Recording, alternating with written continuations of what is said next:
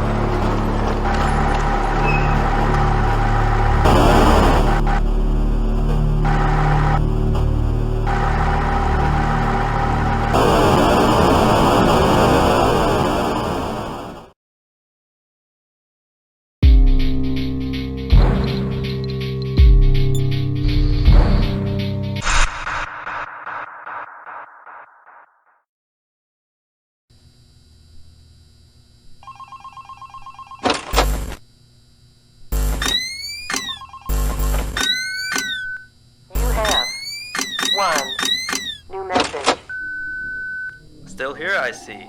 Awesome job these last 2 nights. You're already way better than our previous night guard. He didn't even stand 2 nights before he brought a wrench to his shift and tried to destroy one of our animatronics. The animatronic in question is the Blank character, the one in the drawing room on camera 11, I think. Yeah, I'm surprised he still works. And despite the holes and the fact that his left arm and the back of his head is missing, the kids still really like him. Anyway, ever since that day, Blank's been acting almost more strange than the other animatronics. Like, among other things, he seems to have developed this fascination with getting into the office through the ticket booth. And I guess he can't see the glass or something. So yeah, keep an eye on him. If you see him heading for the ticket booth, just shut the door in his face, and then he'll find something else to do, I guess. Oh, and by the way, ever since that new Freddy Fazbear's Pizza closed last week, we've been getting more and more customers during the day. So next week, if you're up for it, we could use you on the day shift. Think it over. We'll talk later.